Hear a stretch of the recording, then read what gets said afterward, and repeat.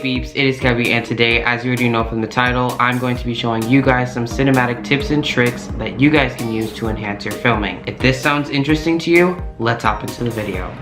Tip number 1, sliding. Sliding is a technique used to increase the interest of your scene. Going slow adds more dramatic effect. I feel like sliders are kind of inexpensive. If you don't have the money and you want something more inexpensive, you can use a paper towel or a towel, which both kind of does the same thing what a slider does. It's still stable, it still works, basically does the same thing that a slider does. Tip number 2, focus pull. Focus pull is pulling the focus from each object, making that object more important than the last.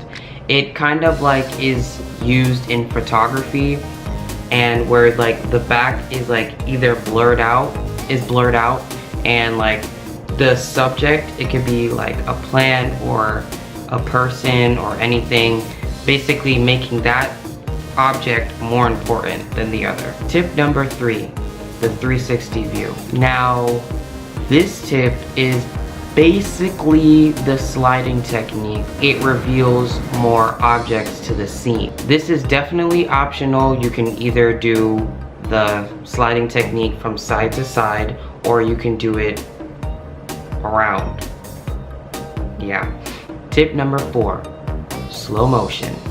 Now, slow motion gives your film slash video or cinematic more feeling. It makes the film slash video more memorable to if it's like hanging with your friends or going to the park or hanging out with your mom or something like that. Slow motion kind of makes things more memorable and you see it in a different lens. Tip number 5, editing. Now for editing, you're going to have a software that can have cinematic, that has the cinematic frame. If you don't have it, what you can do is filter is for the film that you're creating. You kind of want, when you're editing, you kind of want the film to have like a darker tone, or yeah, a darker tone to make it like more impacting, like a dramatic film or something. You can still make the film more dramatic just by using your filtering. Well, I hope you all liked this video. If you want to see more of these videos, comment down below, and don't forget to like this video if you like cinematography and you want to do it, and also like if these tips and tricks were helpful. And yeah, without further ado, see you in the next one.